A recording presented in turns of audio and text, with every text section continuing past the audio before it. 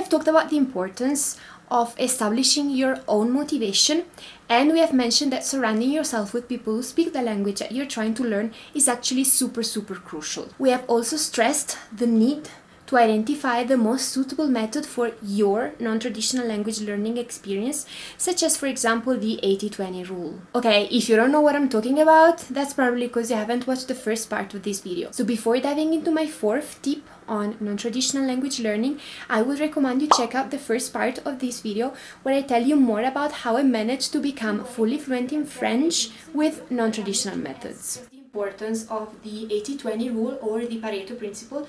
Besides, if you want to learn more about my French learning journey in Belgium, you definitely gotta watch that. Okay, enough with the introduction. Welcome back to Fuori Mura, where I'm sharing my experiences of working and traveling abroad as a means of stepping out of my comfort zone and in a way of stepping into the unknown. So now let's dive into my fourth tip when it comes to non-conventional language learning. Maybe I should also tell again to subscribe. Hit the subscribe button, subscribe. And yes, don't forget to subscribe.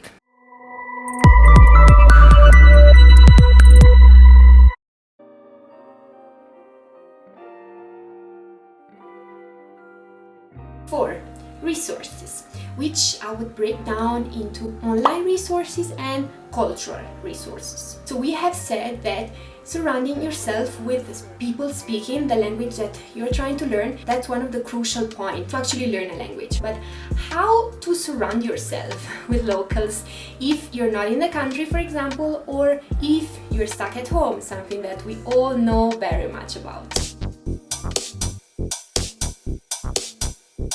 The internet offers tons of resources that are, to me, very useful to improve your language learning through interaction with the others. For vocabulary, there is Duolingo, which didn't really work for me as I found the vocabulary very repetitive, but well, perhaps that will work for you. Other apps exist. Based on my research, I found out, for example, about HelloTalk, which allow you to text and exchange messages with native speakers. And then there is Italki, for example, which enables you to Skype with native speakers. In my case, I didn't do that for learning French, but I did that when I had to learn Spanish. So almost 2 months ago, I was stuck at home in Italy and I was approaching the language for the first time. And I was really looking forward to really being able to interact with a native speaker. So through this Facebook group called something like Tandem Language Exchange in Belgium or in Brussels, I found my tandem, indeed, a Peruvian girl whose mother tongue, of course, is Spanish, and we connected and we set up some Skype calls twice a week where we would speak for like 45 minutes. We would speak in French, which she was learning, and for the next 45 minutes we would interact in Spanish, which I was learning thanks to her help. I think that's a fantastic way of learning a language, especially if you are stuck somewhere without having the chance to really interact outside in the world. And besides, you make a lot of friends, so I would definitely recommend that.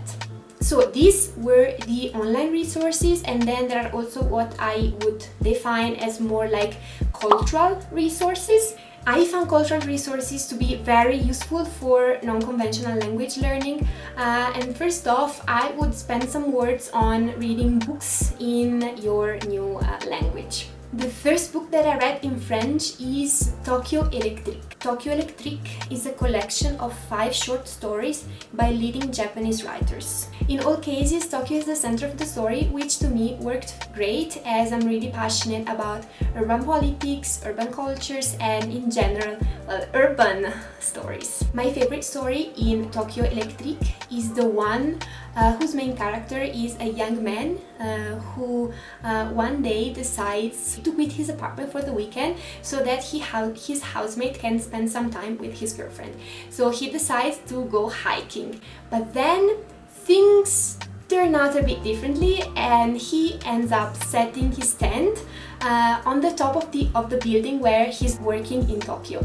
And that's a beginning of an adventure because from there he really feels free and he really feels as well, he can see the stars. So I really loved it, and that was my trigger for me to keep reading and to keep improving French. I bumped into this book in a second-hand shop in Brussels, and something clicked and I decided to buy it. But of course, I would recommend that you read something written by, well, a local author. For example, The Petit Prince by Antoine de Saint-Exupéry or The Sept Contes by Michael Tournier. To me, short stories work better than full novels when it comes to reading in a new language. We all know that our attention span might be quite limited, especially because you're making a huge effort in learning and reading a foreign language. So for short stories, well, it might flow better. Another thing that I would recommend when it comes to learning a new language in a non-conventional way through cultural resources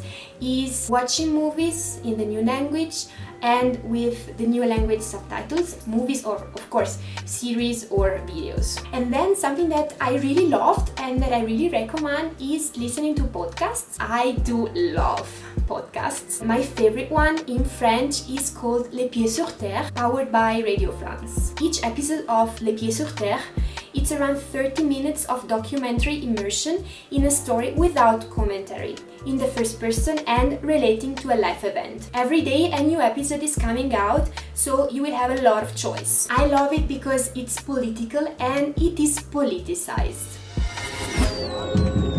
Les Pieds sur Terre, Sonia Kronlund. Personne n'ose provoquer l'avenir. Reportages touch upon a wide array of topics, ranging from migration to integration to mental health, intimate experiences of loving and caring, always taught in the first person. So I would really listen to an episode of Les Pieds sur Terre while going for walks, the allowed walks during the lockdown. Then, while making breakfast, I would listen to the radio. And I would do that through Radio Garden. Radio Garden is a fantastic app which you can download for free on your smartphone and which allow you to listen to all possible radio stations across the world. Listening to radio to me unveils culture. For example, during lockdown, I was stuck in Belgium while my family was, well, stuck at home but in Italy. Both countries were struggling with the pandemics at that time. In the morning while making breakfast, I would listen to both radios, like 30 minutes of Italian radio to get updated on the news, and 30 minutes I would listen to the Belgian radio to stay on track on what was happening in the country where I was living. In the Italian radio, most of the news were actually dedicated to updates regarding the pandemic. While when it comes to the Belgian radio, of course, pandemics was also central in the news, but there was always some time to be dedicated to some cultural entertainment stuff. For example, a new book coming out or a new movie and so on. Different countries, different languages and different cultures.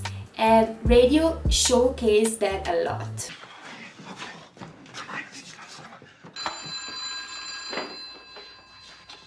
Maybe we should answer the phone. You wanna wake up the whole neighborhood? Just take this. Hello?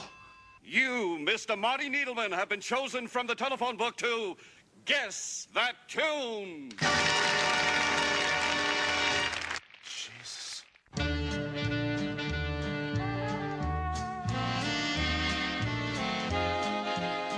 And you tell us, what is the tune the orchestra is playing? I can't hear it. Would you turn on the radio? Find the radio and turn it on. What's going on? Shh, I can't hear. What are you doing? I think I know it. Jesus.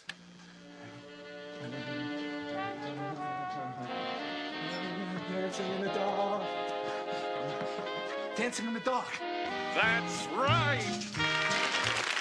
Learning new languages has definitely changed my life. Not only professionally, as of course it enabled me, to travel the world and to work in different countries and in different languages, so that I've become more competitive on the job market, but also personally. Donc pour faire un petit résumé de tout ce qu'on vient de dire, d'abord c'est très important d'établir ta motivation. Quelque chose qui m'a beaucoup aidé dans le passé, c'était par exemple de me projeter dans le futur, donc de m'imaginer dans un endroit ou dans un contexte spécifique pratique pour rester motivé à étudier et à travailler malgré les difficultés, parce qu'il y aura aussi des moments, ça arrive à tout le monde, des moments où tu te sens frustré par exemple, où tu te sens un peu déçu de ta performance. Continuer à s'imaginer, ça aide à rester motivé en fait, c'est très important. Après, c'est très important aussi d'établir et d'identifier ta propre méthode la plus appropriée pour toi, méthode et aussi technique d'apprentissage. Être en contact avec quelqu'un, avec des gens qui parlent la langue que tu es en train d'apprendre, c'est sûrement quelque chose de très utile.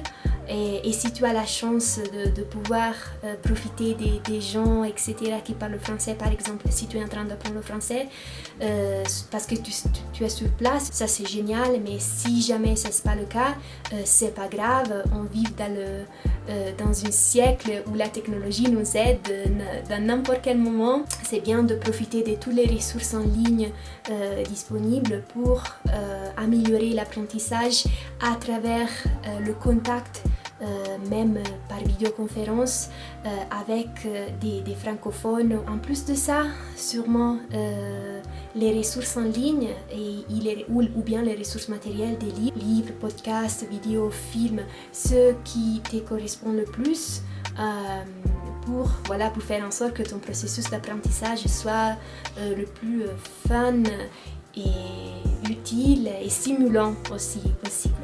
To me, learning a new language is mind expanding. True, a language is a tool to have access to a new world. But to me, that's not quite all. Each language has its own personality and its own distinctive way of expressing ideas. Varying and different grammar structures, for example, may force you, the speaker, to rethink the way you emphasize and you express certain ideas and concepts. To me, an essential part of language learning is embracing these personality changes and learning how to be comfortable with them. The process of learning a language taught me that things are not black or white, they're not an absolute. Instead, concepts are social constructions and they are a result of the linguistic environment they are constructed in. For example, some words and some concepts that exist in Italian do not exist in French. And of course, that goes back to culture and to the way that a culture really shapes a language and shapes your own way of seeing the world. Learning a new language to me means deconstructing what I know, means deconstructing the concept that I'm sure about.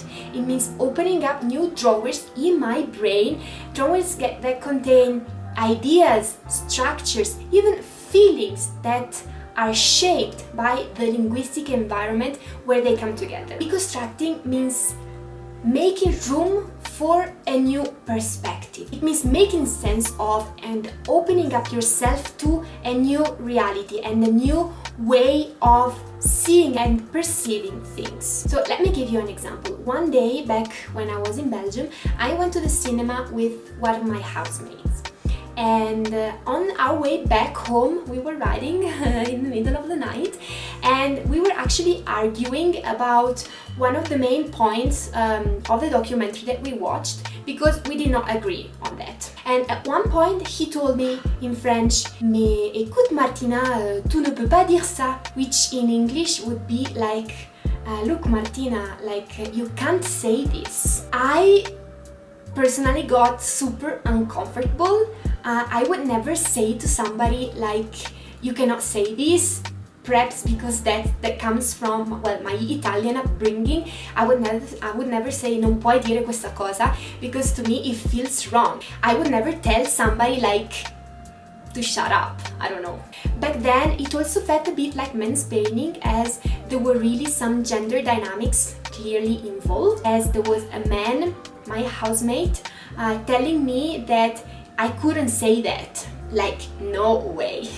So I was annoyed and we talked about that, and he actually confessed that something like that would happen to him. Like, that was not the first time that somebody that he would be with, somebody who was not a native French speaker, would get annoyed by this expression, right? He told me that in French, when somebody says like "tu ne peux pas dire ça," they mean like, oh come on, let's talk about it. It doesn't have to be that way, right? So it was less extreme than I actually thought and that I actually felt, because I felt it in my body. That I think is a very nice example of something that really changed my perspective, and that day I learned something new about how to intersect language and gender within the French-speaking context.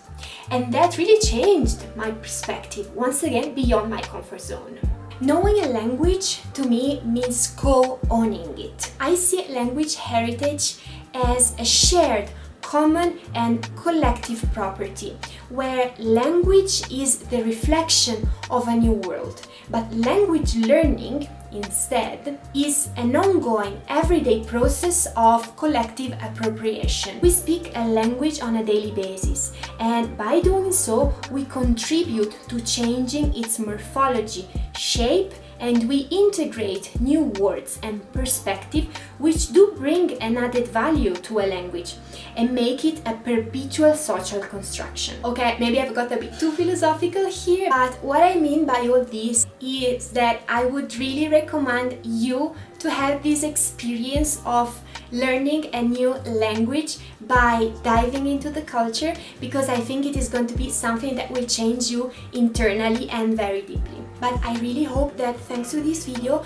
you have learned some useful tips and you have gained some knowledge on some useful resources that could be really useful for your approach towards learning a new language. And if you watch this video without really wanting to learn a new language, well, I hope that I've made you change your mind. Learning a new language is possible for everyone at whatever age, and it will give you access to a whole new world.